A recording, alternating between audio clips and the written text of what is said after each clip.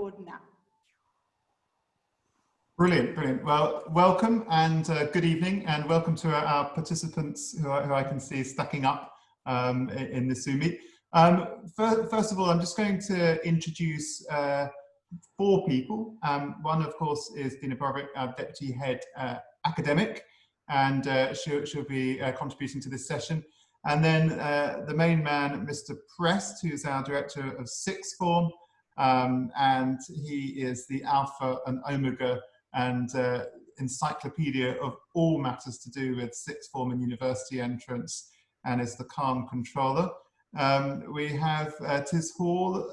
Tiz, do you want to just, Elizabeth, do you want to, I know your father calls you Elizabeth, doesn't she? That's correct. Probably when he's cross with you, or is it Tiz when, I don't know, was it always Elizabeth? It's Elizabeth when he's mad. Oh, right, okay. So Elizabeth looks after our PSHE programme, and she'll be talking about that to some extent. And then we have Bethan Jones, who is our Director of IB, or the International Baccalaureate Diploma Programme. And we have a fantastic team. I'll let Stephen talk a little bit probably about tutors, and we I think have one new tutor in the upper sixth form team. Just to say that I couldn't be happier with the team that we have in place to look after our sixth form students at this incredibly important time in their lives. They have covered themselves in glory, or at least they helped the upper six who left us this summer to cover themselves in glory. And I think that the quality of their results, over 50% A stars and A's at A level, an average of an IB, a supercharged IB average of 34 points. And more importantly than any of that, the fact that all of our upper sixth formers left us last year as compassionate, caring, wonderful young people, ready to go out into the world and do really good in the communities within which they live. And in the short term, of course, we are massively proud of their university destinations. You know, running a good school is about ensuring that children, that you add value to children and ensuring that they flourish. And for different children, that will mean different things. And it's not necessarily about rows of A's and A stars. It's the child who gets a B and two C's when perhaps at the beginning of the sixth form, it didn't look as if they were going to achieve that at all. We celebrate that success just as much. What really matters to us is, yes, there were a huge amount of students who've gone off to top 20 universities, and universities around the world, scholarships to America, and you probably know all about that. But I think what really matters to us is the personal stories of those young people who started with us in the summer of 2018 and have grown enormously in confidence, grown in terms of their aspirations, and had that wonderful support and encouragement to mean that they really feel when they left us, whatever it was they wanted to go and do, and my goodness, they wanted to go and do a whole lot of different things, that whatever it was they wanted to do, they've been able to do it. And I think that I look down the panel at my fellow staff, and I know that they have a huge amount of responsibility in allowing that to happen. But of course, so do you as parents as well. And when we get it absolutely right, it's when we have a really open and mutually supportive relationship between home and school, and we can constantly adjust that to make sure that we are looking after our children as best as we possibly can.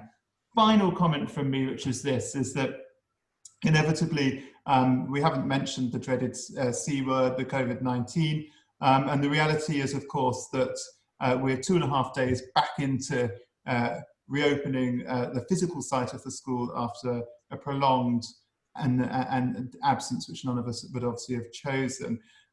You will all come to this with very, very different views on how governments should respond to COVID, how schools should respond. And you throw into the mix the fact that we've got 43 different nationalities, we've got local day children, we've got borders, we've got flexi borders, we've got weekly borders.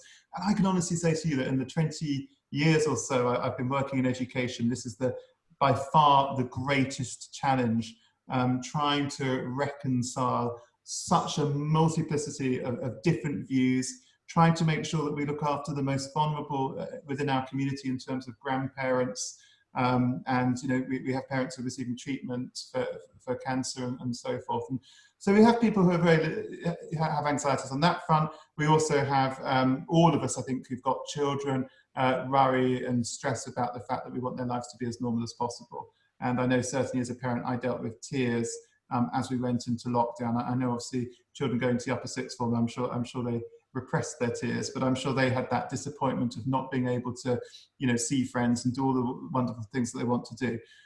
All I want to say is this, is we want to take everybody's views on board. We're doing the very best that we possibly can. And our overarching aim is to maximise this very special year for the upper sixth in terms of giving them as much access to all the activities and things that they enjoy doing. But of course, we also want to minimise risk.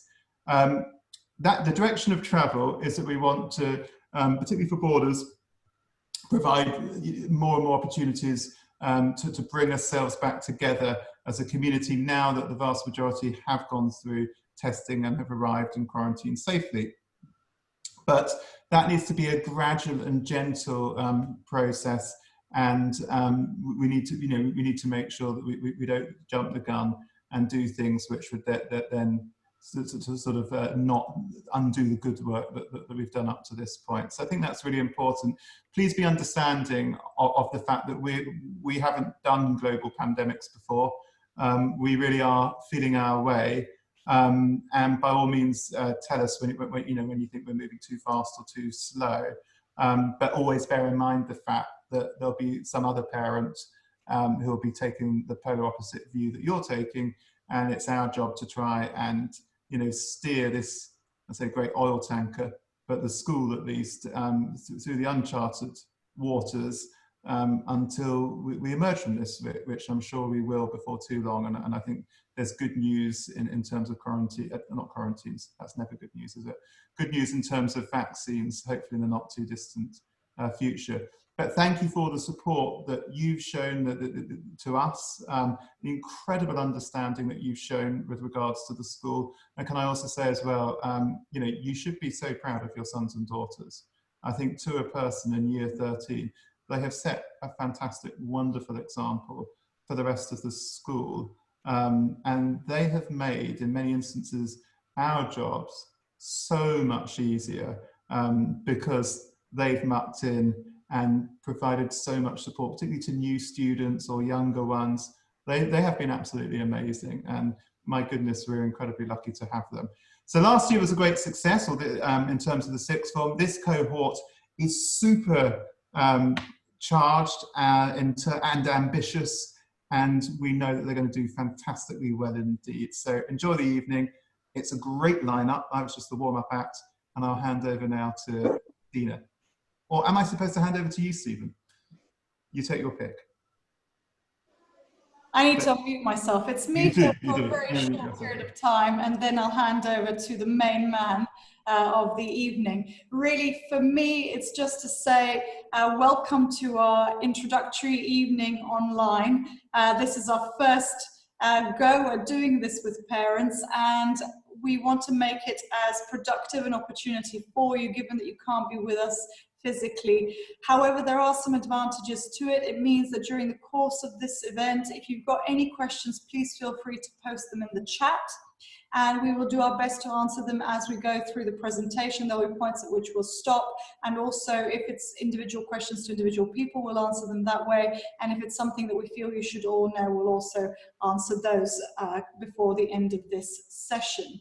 The purpose of the session is just to give you a bit of an overview about what it is that will be happening with year 13 over the coming weeks and months, to provide you with some reassurance about processes that we have in place. I think for our year 13s, it is the case that they are coming back, and would have come back any year, to a sense of kind of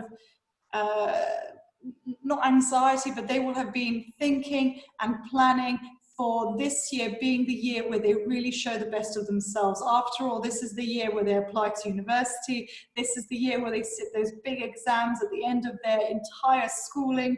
It's the year that they sort of tread that invisible line from childhood to adulthood, really, and where they take flight in terms of the people they're going to be and the places they're going to go. So it's a wonderful and exciting time, but it's also a nerve-wracking time. And we're very conscious of the fact that for our year 13 pupils in particular, they're facing uncharted waters in some ways in terms of what the next year is going to look like. We know that on the one hand, they're focusing on getting ready for the exams in the summer. They're preparing for university much as they would have done in a year, but they're also thinking about things like, will my exams be delayed? What if there are no exams and centre assessed grades are used once again to determine the grade that I get in order to be able to get into university? What is my school doing about this? So, first of all, in terms of timing of exams, at this point in time, we have no information that anything has changed about when exams will take place for the IB or for A-level. If and when we do get that information, we will communicate that with parents, and when necessary, we will adjust our academic calendar to make sure that everything that we do supports the pupils in ensuring, the students in ensuring that they really get the best possible grades in those exams through the processes that we put in place leading up to those. In terms of kind of the things that are going on at the moment, they will have been having in-class tests, which will be starting next week. And you might be wondering, wait a minute, they've been working so hard during lockdown. And it is the case that we are incredibly proud, as Mr. Courtemain was saying, of our students during lockdown. The lower 6th have been absolutely amazing in terms of their work ethic, in terms of the amount that they've gone above and beyond in their subject, even when working remotely. We know that they sat their exams in early June and they did really, really well in those. The purpose of these in-class tests is different to the summer exams. It is the case that maybe only 2 or 3 weeks in terms of teaching weeks have passed between when they did their summer exams and when they take these September tests, but actually in real terms it's been 2 calendar months, and that's a long period of time. And the tests provide a good opportunity for the students to get themselves into gear, but it also gives teachers an opportunity to find out where any issues are, where students might be struggling.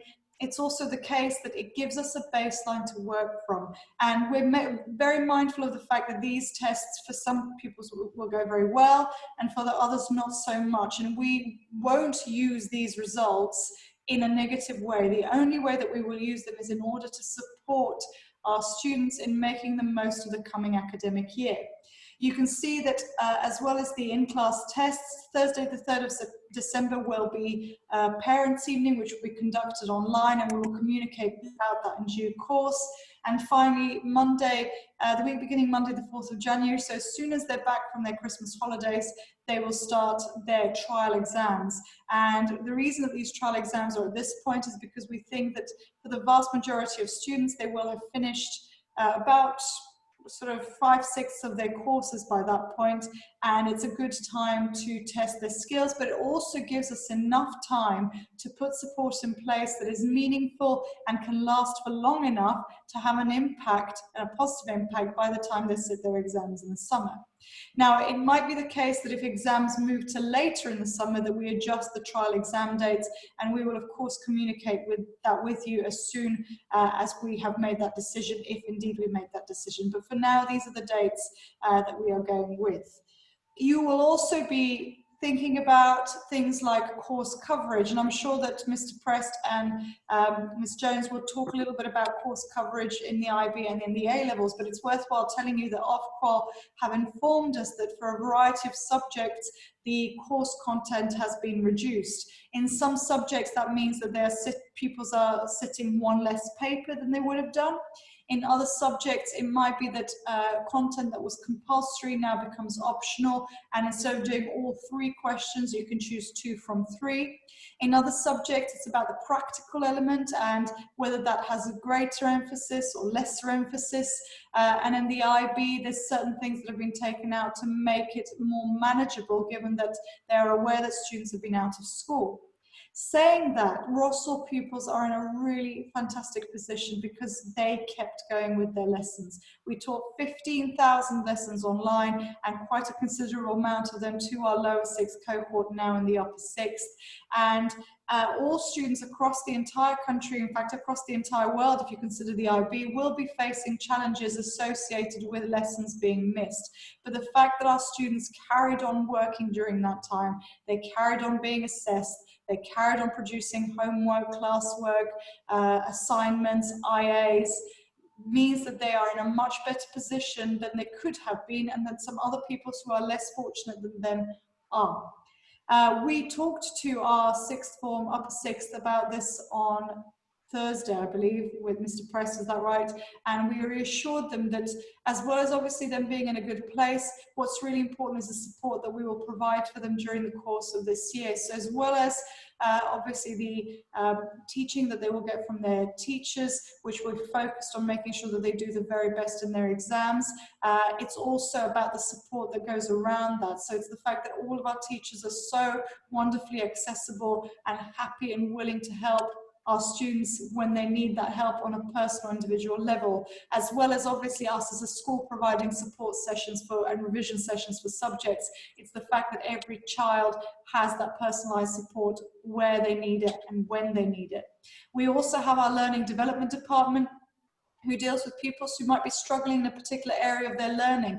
It's not just about struggling though, it's also about fulfilling their potential. And Mr. Prest and his team of tutors will be looking to ensure that anybody who is not meeting their potential is getting the support necessary to be able to do that. So if that support is not of an academic nature, it might be to do with the learning habits or exam technique that need to be refined, and that's where the learning development department comes into play, and that's where Mrs. Quartermain is a good point of contact in order to make sure that students can benefit from the support that we offer here at the school. I think sort of aside from that, it's finally about making the most of this time, and we did sort of say to the students that there is a difference between learning online and being in school, and that now that we're back in school, it's about all that access that they have to their teachers for all those conversations that they can have. Mr. Prest will say a little bit more about the wraparound that we do in terms of supporting pupils, but also in terms of them developing good mental health.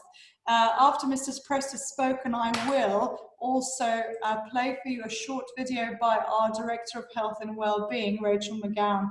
Rachel McGowan started with us in mid-August, and her key responsibility is to look after the health centre from a medical perspective, but she's also with us at the school in order to support the, if you like, the some PSHE aspects of our education, but also the mental health and well-being of our students. And she'll be doing a lot of work with students and with parents in terms of making sure that we all stay mentally healthy and as happy as possible, given the circumstances that we learn that our students learn how to navigate the anxieties that are inevitable in any academic year, but perhaps this academic year more than others. So Mr. Prest, I'm going to hand over to you now. I may need to unmute you. Ah, super, yes. Am I unmuted? Yes, yeah. Yeah, brilliant, thank you. Hello everybody, sorry, apologies about that. I think I managed to mute myself and then had to email Ms. Porovich to ask her to unmute me. So hello again. Obviously, you'll probably heard from me previously. Many of us have spoken on the phone or via Zoom. I'm obviously, well, not obviously, I am Mr. Prest.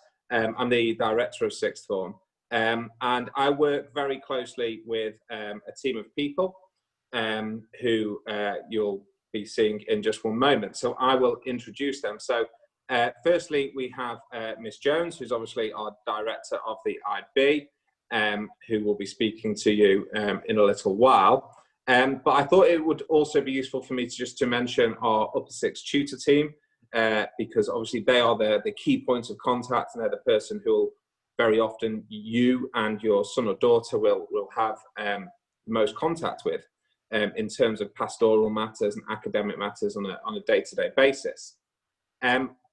So we have Dr. Adcock. I don't know if Dr. Adcock wants to do an awkward wave and say hello. I'll unmute her because I have control. Super. Hi, can you hear me now? Yep. Oh, fantastic. Hello everyone. I'm Dr. Adcock. Thank you, Dr. Adcock. So Dr. Adcock also teaches and is head of Spanish at the school, and I know definitely teaches a few of our upper sixth students. We also have Mr. Hall.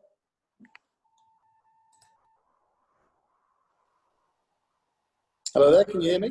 Yep. Hello.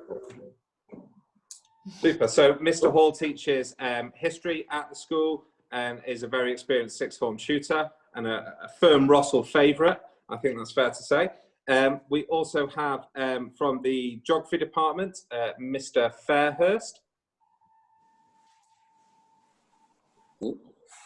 Hi.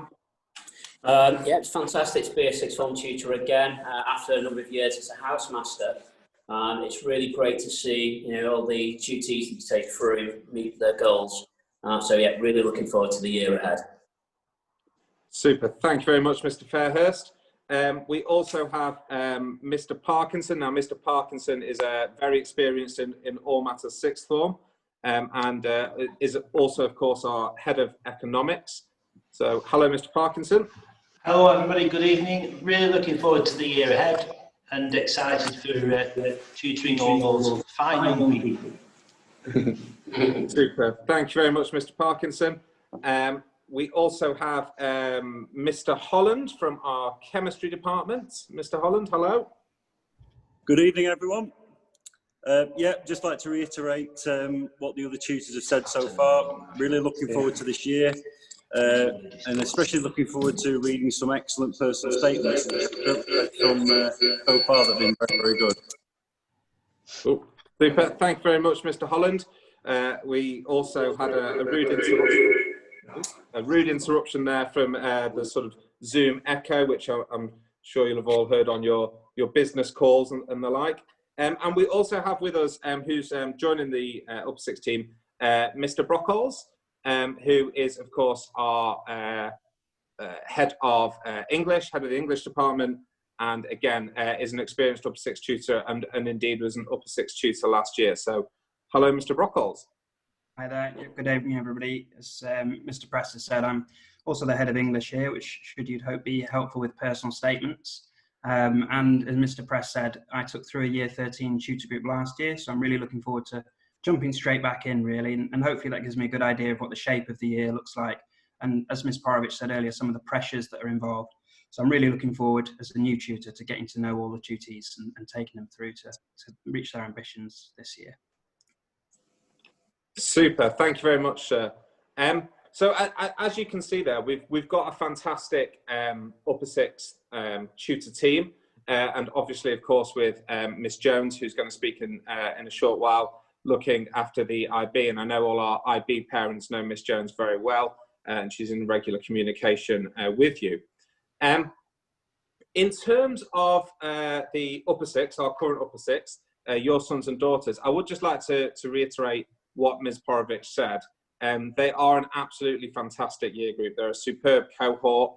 They're a year group who I very much enjoyed getting to know last year, and who I'm really, really looking forward, along with Miss Jones and the Upper Sixth tutors, to taking them through this Upper Sixth year and onwards to all those fantastic university destinations, degree apprenticeships that I was talking to just a few students about today, and for some students perhaps straight into the world of work, if that's what they're looking to do.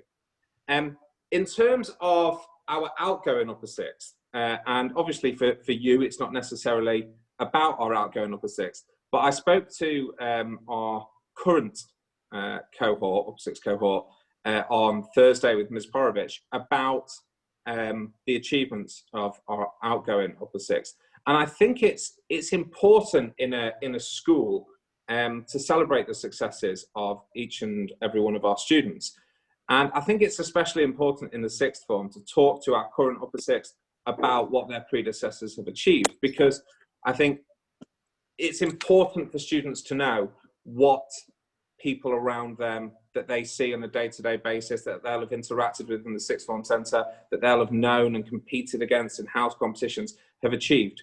Because it makes what they can achieve, their aspirations, it makes them more seem more achievable. And our outgoing upper six did fantastically. Mr. Quartermain and Ms. Porovich have spoken about their achievements already, so I'm not going to dwell on them a great deal, apart from to say that we are expecting great things of this current year group.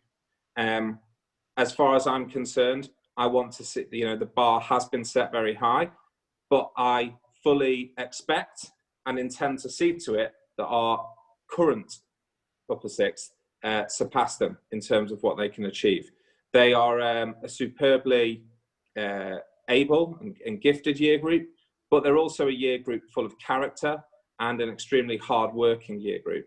And I'm expecting great things of them, as I know you as their mothers and fathers and grandparents will be expecting as well. So the bar has been set high. The upper sixth is a challenging year. It's a year in which students need to work incredibly hard, but I have absolutely no doubt, and I have every faith that that they will surpass the achievements that we've seen this summer, and that in summer 2021 we'll be celebrating some fantastic successes. And lastly on that, just to reiterate my belief very much in what Mr. Quartermain said before, success means different things to different people. Success for some people might be looking to get 2 A stars and an A and going on to Oxbridge. Success for some people might be achieving an A and 2 Bs and going on to study history, for example, at Rossall Group University. Success for some students will be achieving 2 Bs and a C, or achieving 30 plus points in their IB. Success means different things for different students. It's our job as a school, and it's my job in particular as in terms of looking after the sixth form, simply to make sure that every student meets their potential and can go on to achieve all those things that they want to achieve. And we as a school, you know, we're not a selective school, okay, in terms of some of the schools, you know, some alternative schools in the area and elsewhere.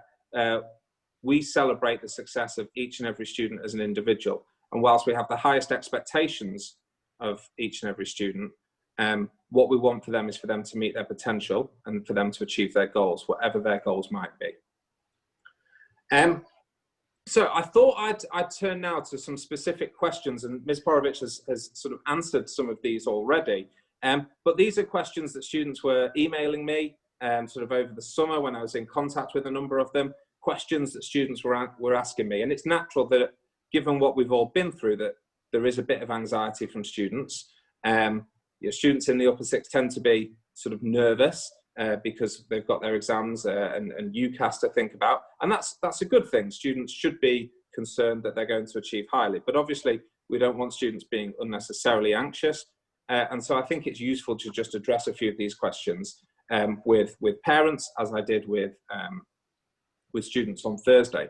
So the first thing to say, and I think this is fairly obvious, the answer to this, students aren't behind.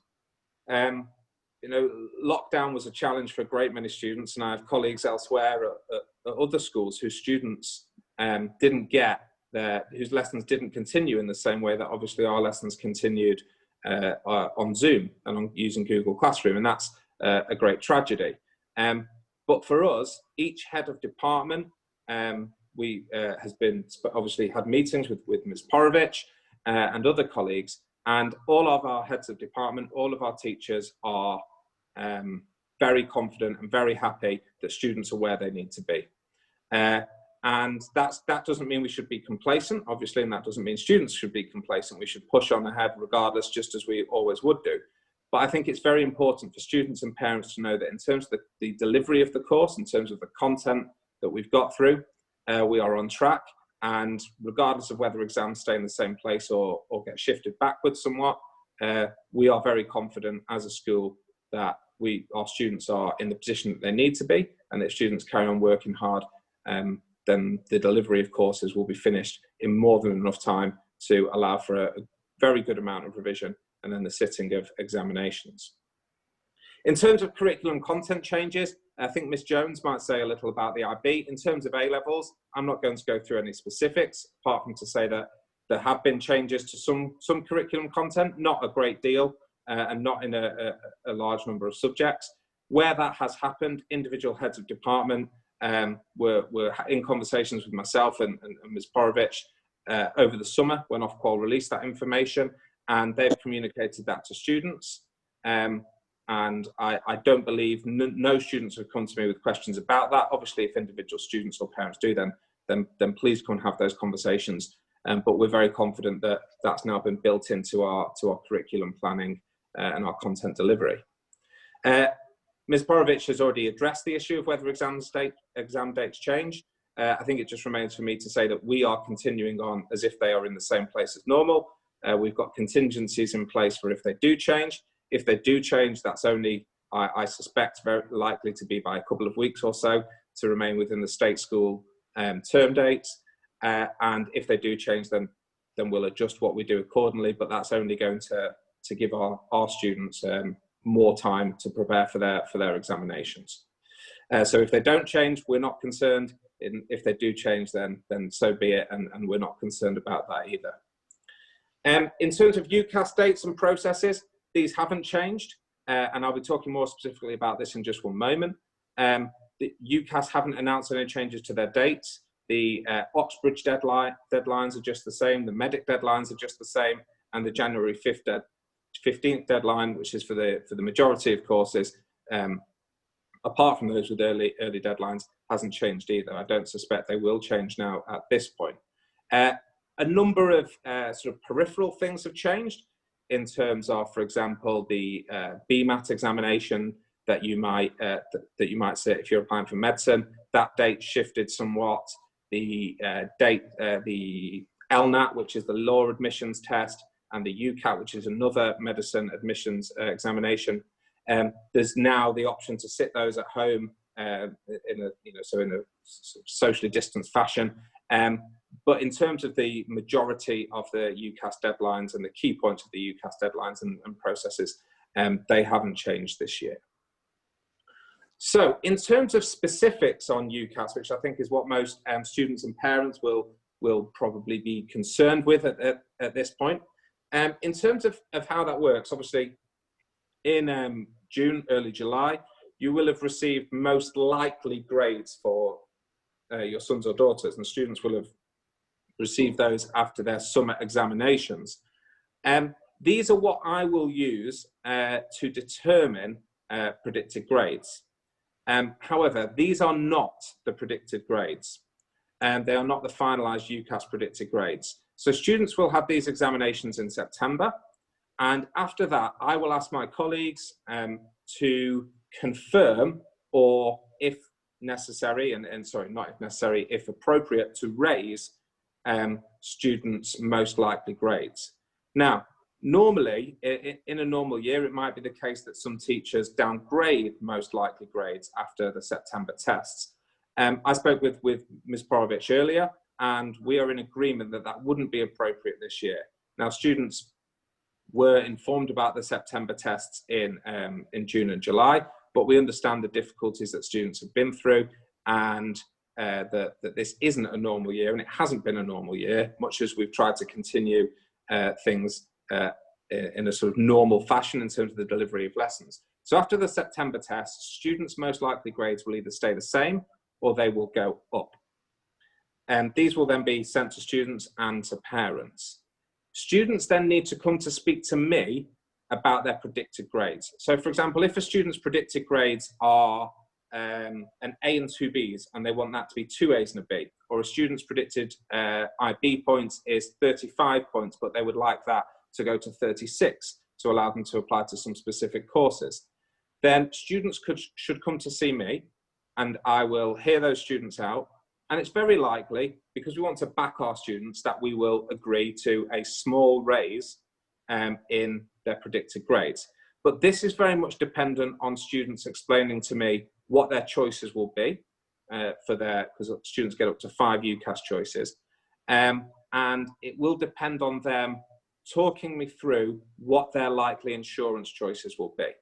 So we want students to be ambitious for themselves. That's what we're all about as a school, and that's what I'm all about in terms of looking after the 6th one. We want students to be ambitious, but we want students to have contingencies in place as well, and to be, I suppose, more realistic in their choice of insurance university.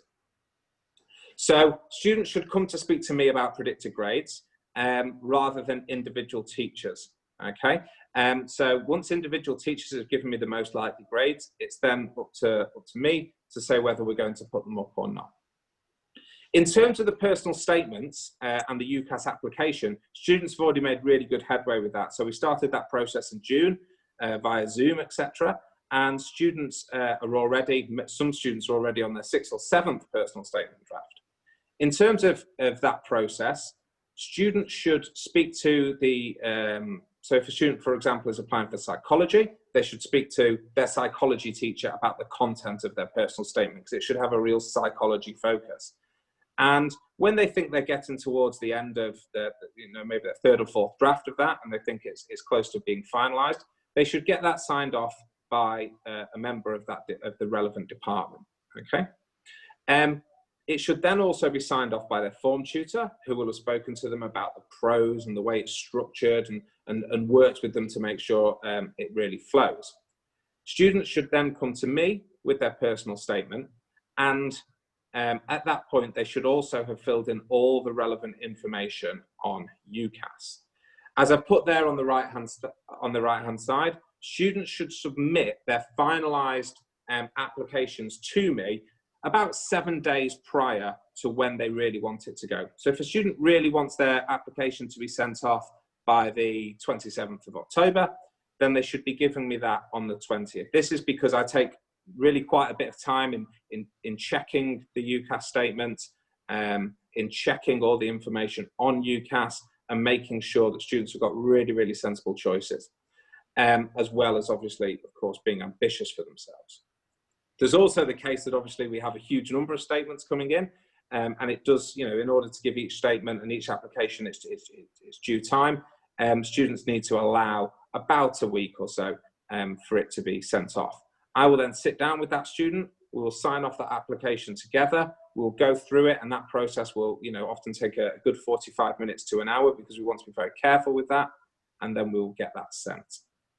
Now, in terms of timeframes and deadlines, the UCAS, the Oxbridge deadline, and the MDV, that's medicine, dentistry and veterinary, is the 15th of October. Now, initially, I'd put this date for our school deadline of the 1st of October. Having spoken to a few students, I've amended that to the 8th, because there was a bit of anxiety around that deadline, and we know, things haven't been, it's not been a normal summer.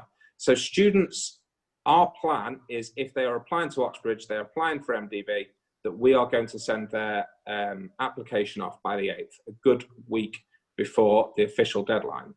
Now, students can apply for courses up to the majority of courses up to the 15th of January. We really want all our applications gone by early November. That's for 2 reasons. One, it is the case that some universities do show offer early. Some universities like early applications, and students can get better offers, so perhaps ABB rather than AAB, perhaps 34 points rather than 35, something like that, if they get their application in early. Not all universities do, and some wait until January to make their offers, but it's always worthwhile getting it in early. It's also the case that we want this out the way. The UCAS is really important, but obviously UCAS just gives you offers. You need to get the results to get into university, to make those offers. And we want students concentrating on their studies, and we don't want them waiting around doing endless drafts for their personal statement and worrying about their choices. So that's our deadline for that. Now, I've just seen a question come up, which I think was asking about applications to universities abroad. And we absolutely support applications to universities abroad. So last year we had students who've gone off to study in Germany, in the USA, in Hong Kong, mainland China. So students going to study all around the world. We do support students with US applications, so with the Common App, for example. We will do days where we get students in to do mock SATs and mock ACTs. Although it's worthwhile noting that a lot of American universities have gone test optional this year because of COVID, and it might well be the case that a significant, well, I think it is the case that a significant number of universities have gone test optional this year. So students who want to apply abroad should come and speak to me, and obviously they'll be supported in exactly the same way that they would for students who are, for example, applying the most common route here in the UK through UCAS. We're also going to be hosting entrance tests and aptitude tests for Oxbridge and for the BMAT this year, and we will have a day in late September where we're going to invite students who had taken those tests in on a Saturday to sit a sort of full round of mock tests so that they can get some practice with that and some experience. I think that's everything because I've spoken for quite a while there. I'm sure there might be some questions, so if you send those through, then of course I'll take a look at them and answer any queries at the end. Thank you, Mr. Prest. Ms. Jones, do you want to carry on seamlessly into the IB? Absolutely, I shall try and achieve seamlessly. It's just worth adding to what Stephen Prest said there about overseas applications for Germany, and yes, we do, support those. Very often the timelines for those applications are different to the UK timelines for UCAS, and so it's just to reassure you, very often our summers are busy here at Rossall following the IB results, because that's when lots of the university applications happen in countries like Germany, for example. And so we're very much here and available to reassure and to support in any way that we can.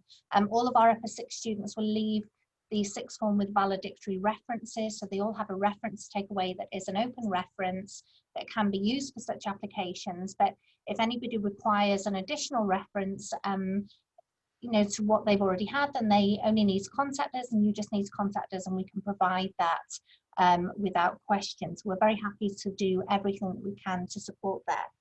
Okay, so there's a few things that I'd like to just go through with you this evening. I'm aware that we have a combination of A-level and IB students here. You've probably seen the IB wheel many times now, but I just want to put that in there because it's just good to have a look at kind of the whole package of what it is that we need to get through this year. Obviously, the IB diploma is completed over a smaller timescale than the A-level programme, so we're kind of half a term less in terms of curriculum delivery than an A-level programme normally is.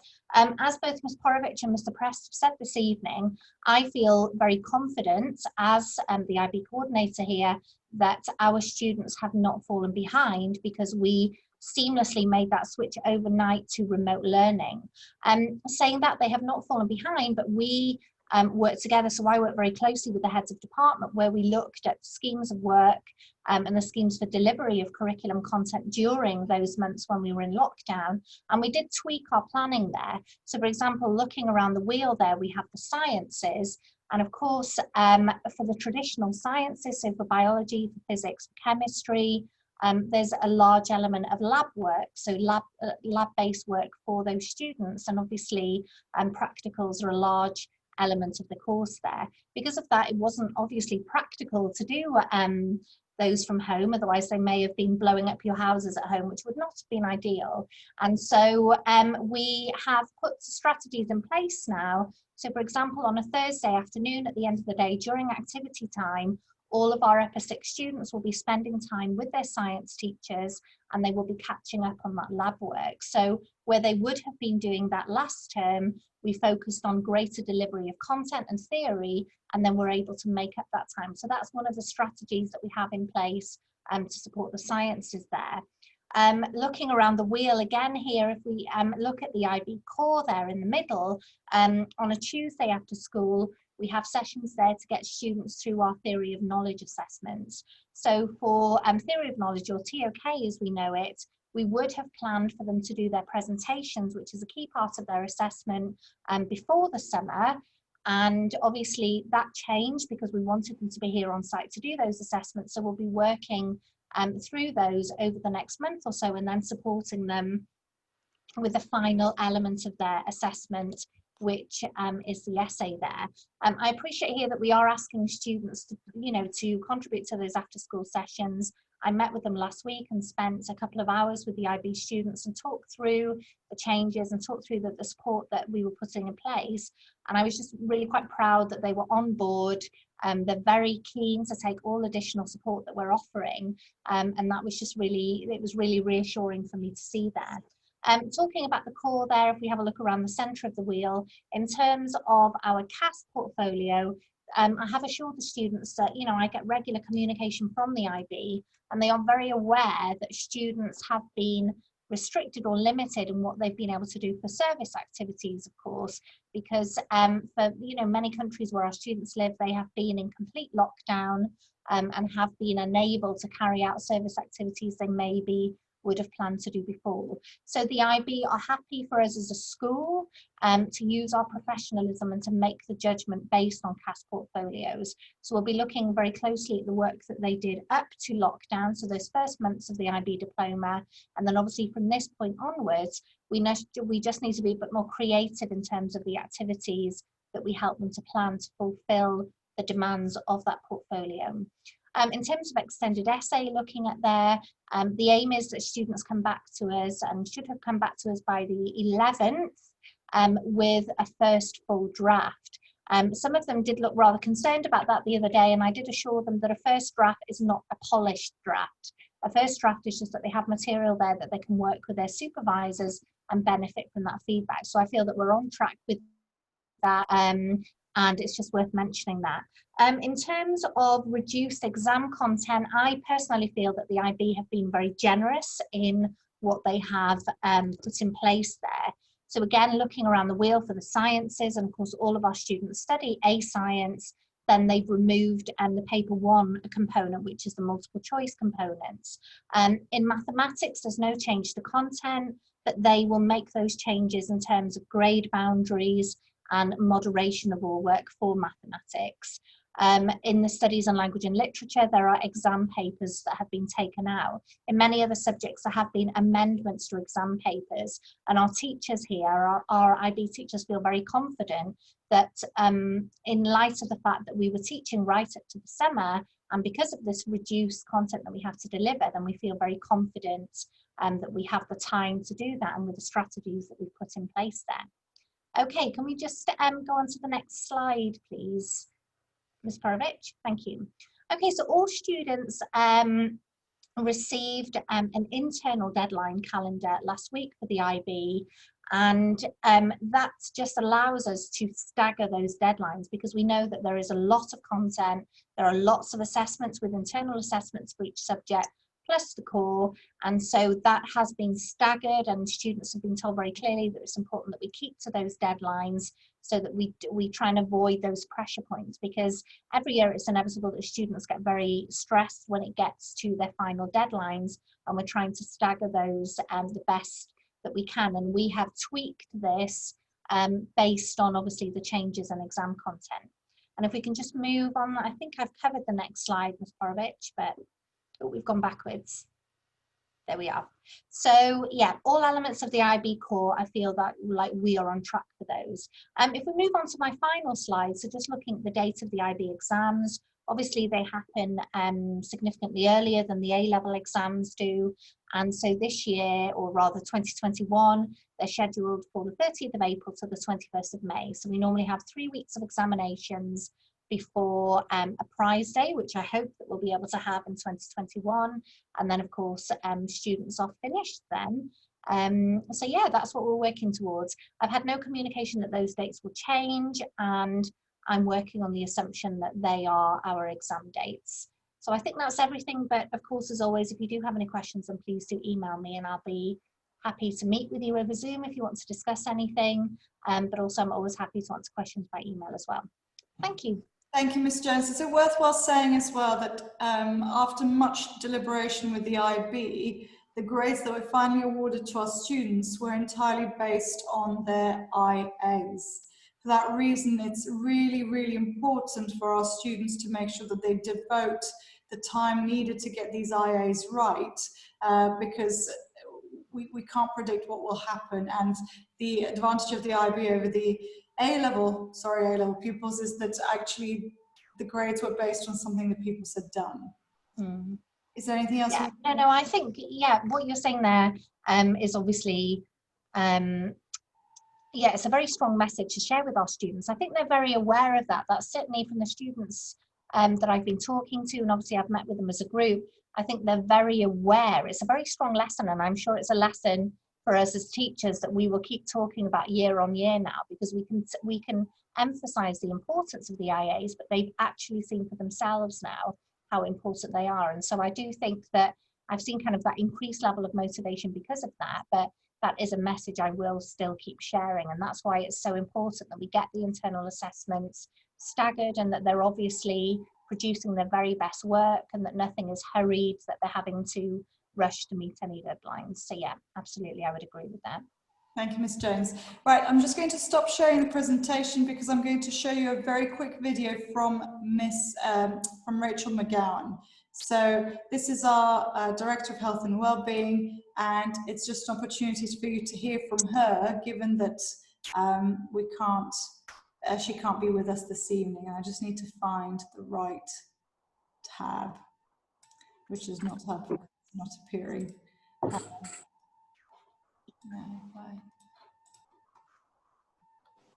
Sorry. So if I just come out and go back in. Right. Here we go, I hope. Hello, my name is Rachel McGowan and I am the Director of Health and Wellbeing here at Rossall School. First of all, apologies I'm not with you this evening. I still, however, wanted to make a very short video to say hello, introduce myself to you, albeit virtually, and that you would have a face to put to my name. I'm very excited to be here at Rossall School. I've got a passion for mental, emotional and physical health, and I'm very excited that I'm able to work towards a development plan to have a whole school approach to this subject. Important more so now than ever following the unusual 6 months that we've all experienced, and my priority at the moment is ensuring that our children and young people, and indeed our whole community, grow and develop from the experiences that they've all had. I look forward to meeting each of our pupils as I welcome them all back to the start of their new school year, and I look forward to meeting you all as well in the future. Many, many thanks for your time this evening. Take care. Bye. Okay, and that was Rachel McGowan. Hopefully you could see that. And now I'm going to go back to the presentation on my screen. And hopefully you can all see my screen now again. And I hand over to Miss Hall to talk a little bit about PSHE tying in with mental health and wellbeing. Perfect, thank you. Good evening, everybody, and what I would just like to do this evening is discuss with you the Year 13 programme of study that we do here at Rossall School, and also outline the importance of it, and then I will show you an overview of how we structure the curriculum. So if we just move on to the next slide, PSHE, it stands for Personal, Social, Health and Economic Education. So personal, which looks at the aspects to do with ourselves. Social, which is the study of our interactions and relationships that we have with others. Health, which is the study of looking after our bodies, both mentally and physically. And then lastly, economics, which is all about managing money. This will definitely be important for students whilst living away from home. So all of these key aspects in helping to prepare Year 13 students for leaving Rossall, and also to be fully equipped for the wider world. Most aspects of PSHE education have now become statutory for all schools from September 2020. And as a school, we pride ourselves on stretching your child's capacity to learn. So implementing PSHE as a programme of study seeks to develop your children in areas which include their resilience, mental agility and well-being. And we do this as a whole school approach. So students will have a lesson of approximately 40 minutes, which is dedicated to PSHE. This will be once a week and will be delivered by the form tutors.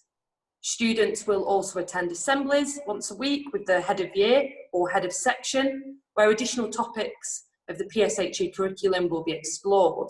And in addition to this, with the development of the Health and Wellbeing Centre, students and teachers can form a close link with the members of staff who work over in that department, and they specialise in statutory aspects to the PSHE curriculum, for example, sex education and mental health. So on the following slide, pupils who are emotionally healthy, they do better at school. So it's essential that our programme of study has to become a core part of Rossall School's purpose in developing well-rounded and happy and healthy students. Because within today's society, as we are all aware of, there are a lot of additional stresses that can occur. For Year 13 students to thrive during their last academic year here, but also outside of their school life, they will need a range of different skills in addition to their academic achievements. Some that I think are extremely important are critical thinking, creativity, collaboration, communication, being able to be flexible and develop social skills. On the following slide, you'll be able to see 3 core strands that we cover within PSHE.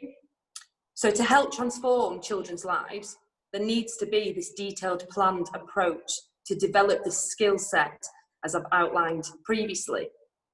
To promote all of these key skills and attributes that we do want Year 13 to be fully equipped with, the PSHE curriculum sets out learning opportunities which covers 3 main core strands. As you can see on the screen, we've got health and well-being, living in the wider world, and also relationships.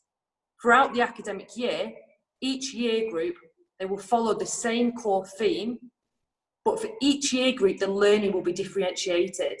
And this will be in accordance to the pupils' development, their readiness, and their needs.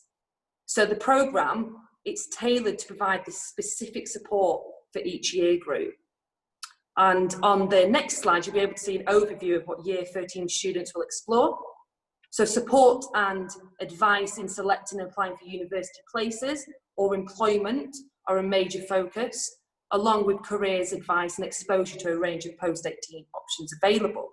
And you'll be able to see there that the colours represent the 3 core strands. So the green is health and well-being, blue is living in the wider world, and red is relationships. So they'll also learn about their rights and responsibilities as students in casual part-time jobs. So this will be explored. Also how to maintain a healthy diet, especially on a budget, which will obviously help prepare our students for living away at university. How to maintain work-life balance, including understanding the importance of continuing with regular exercise and sleep, and balancing this time being online. In addition to this, Year 13 will receive support and sessions on how to revise, exam techniques, and how to also manage stress, how to articulate their relationship values, and to actually apply them in different types of relationships, to develop an understanding of how to select appropriate contraception in different contexts and relationships. This will also be discussed. And finally, all I'd like to conclude is that the delivery of PSHE here at Rossall School is extremely important to us and to our community. And it really does have an impact on both the academic and the non-academic outcomes. So essentially, our main focus and our main aims are to provide our students with that knowledge, the understanding, the skills, and the attitudes to help make those informed decisions about their lives. Thank you very much for listening to me this evening. Thank you, Tiz. I'm wondering what's on the next slide. Oh, it's just it was a sorry, nice pictures. There we go. So that finishes sort of the formal part of the presentations this evening. We've sort of been answering questions as we've been going along in the group chat. I don't know if there's any more questions that parents would like to ask right now, and I wonder whether Mr. Press, do you want to have any final comments to close? If you can, let me just unmute you. Thank you. So, sorry, I should stop muting myself. Yeah, so if there are any other questions, please do post them in the chat whilst I'm sort of stalling and rambling now, and we'd be happy to answer. Obviously, a couple that came up were about the EPQ.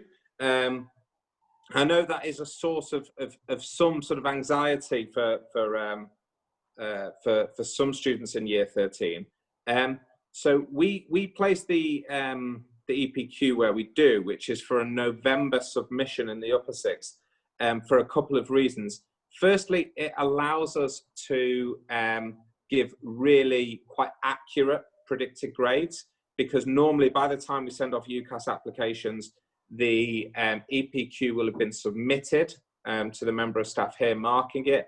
They will mark it, and then we'll normally have done moderation amongst us by that point. And that allows us to give a really accurate predicted grade. But it also allows us to, well, it also allows students to write about their EPQ in their personal statement. And really what universities want to know is, how much do students love their subject? What have they done? How can they demonstrate and evidence the fact that they're super passionate about history or medicine or whatever? And so that's why we have it in November. If it's proving the case, very, very difficult for students to meet that deadline, and I do understand that this year it's different, we can always look to still submit a predicted grade for it, but to submit it in sort of the May-June submission. Now, that's not ideal because it carries on, it drags out for students, and like UCAS, the EPQ is really something that upper sixth students want to get done and dusted. But if students do want to take that option, all they need to do is come and speak to myself and to Dr. Adcock, who oversees the EPQ, and we can have a conversation about that. Somebody else asked about interviews. Interviews are there, mock interviews, interview prep, a lot of which we'll be doing this year with Mr. Newell, our head of drama, who helped us last year with interview prep for our medicine and Oxford students. That's available to anybody who is going to face an interview. That doesn't have to be for a university place.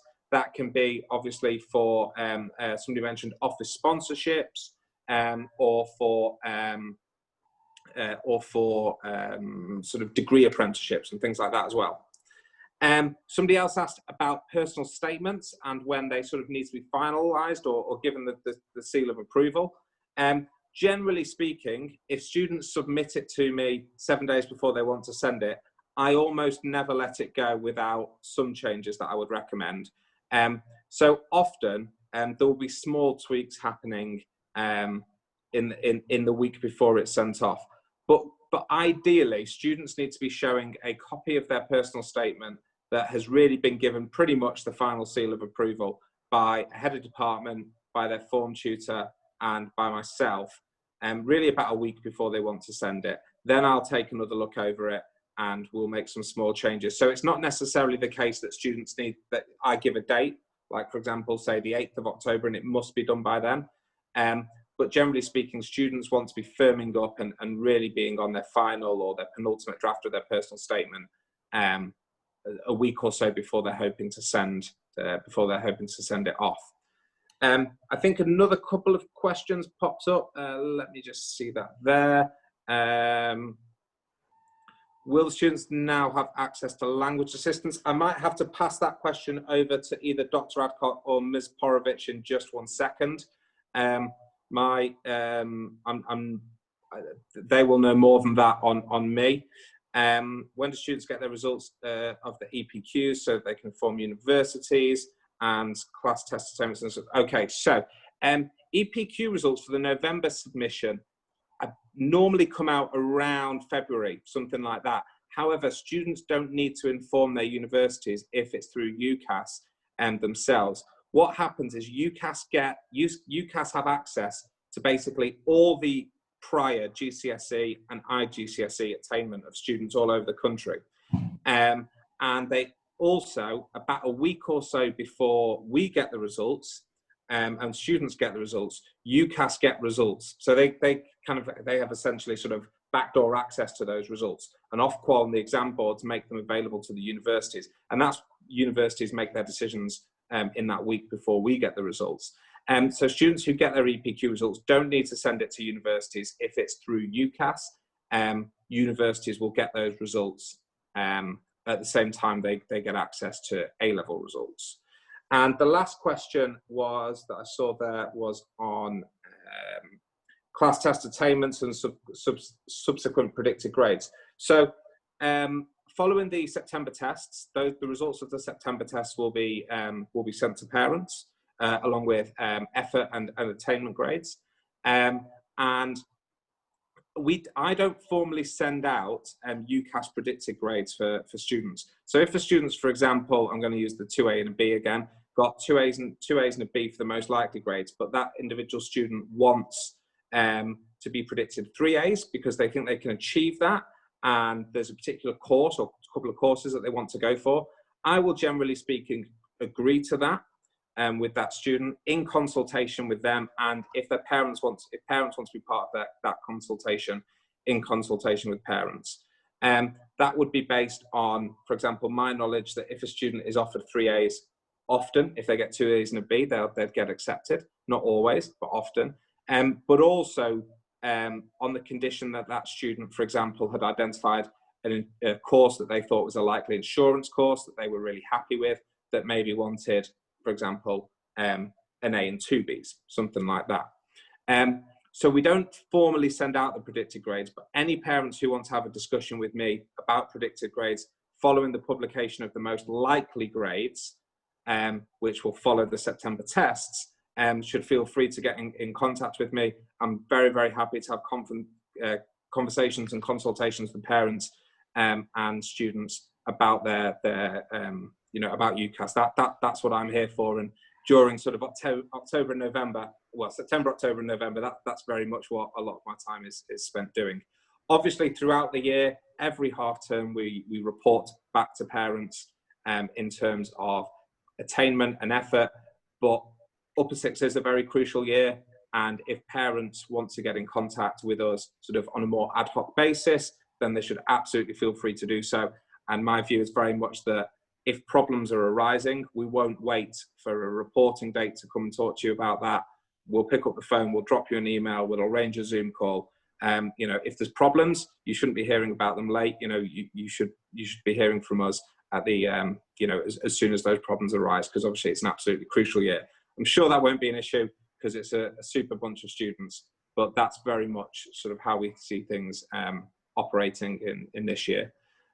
I don't think there's any more questions, but I might pass over. Is it best to you, Ms. Borovich, about language assistance? I'll pass over to Dr. Adcock, who will have more of the details. But I just wanted to say that for all of our linguists, we have within the school native speakers in French and Spanish and German, and in fact Mandarin as well. So in terms of speaking practice, which is what the language assistants would do, whether or not we have a language assistance, we do have provision made available and time made available for students to have those conversation times in order to develop their language.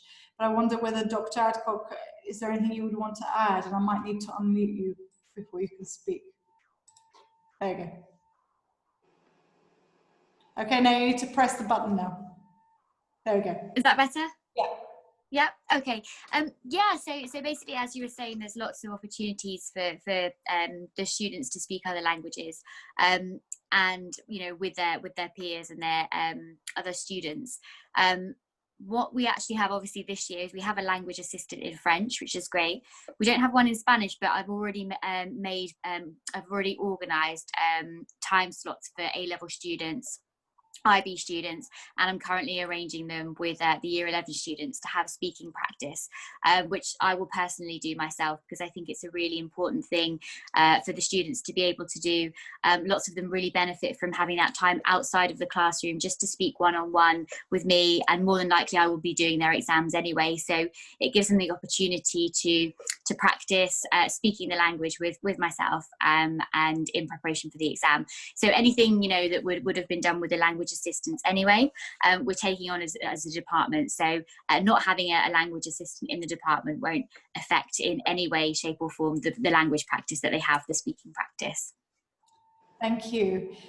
We've just had a question about sort of self-sufficiency of pupils, Mr. Preston. How do we prepare them to be self-sufficient, I guess, as they finish school and head towards university? I think from my perspective, it's worth saying that we provide a lot of support for our students in terms of making sure that they're ready for their exams, but increasingly as they go through the sixth form, we provide them with the opportunities to make decisions for themselves, and sometimes to make mistakes which are safe to make, given that it's a big year and we don't want them to make mistakes where that might count.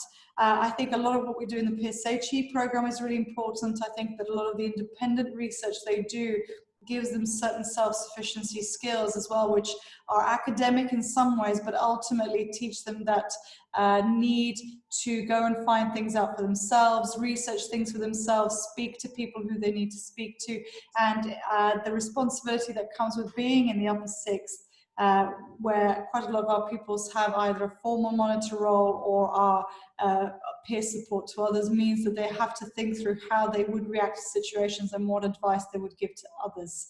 Mr. Press, is there anything else you would add to that?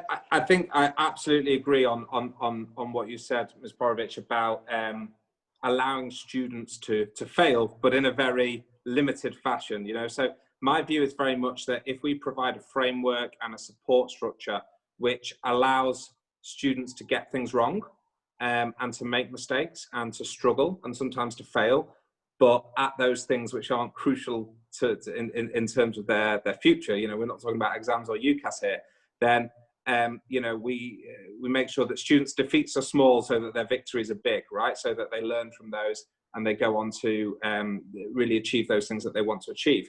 I think the other two kind of watchwords for me within the sixth form are responsibility and accountability.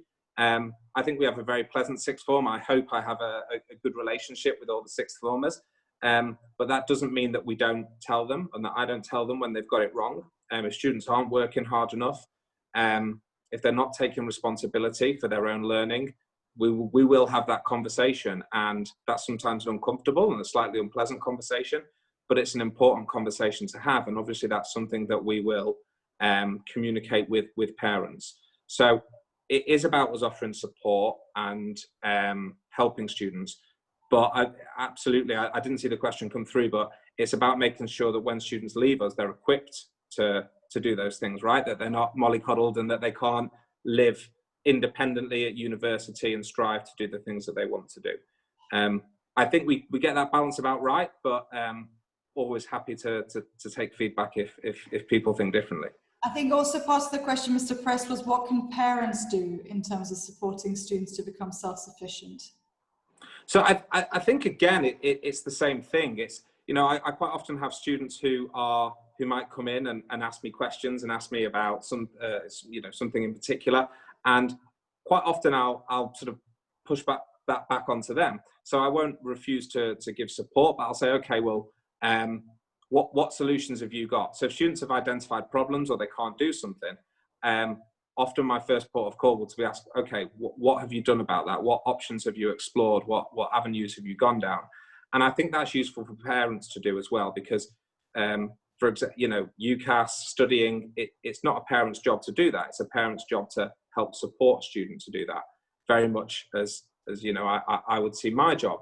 And so I think often it's about pushing things back onto students, not refusing to help and support, but asking them what they've done first. And if a student hasn't, or your son and daughter hasn't tried to do something initially and solve their own problems in the first instance, I would ask them to go away to try and do that. And if they're still struggling, or they need some additional support, then to come back. So I think it's about empowering students and giving students the space to take responsibility for their own actions and what they want to achieve.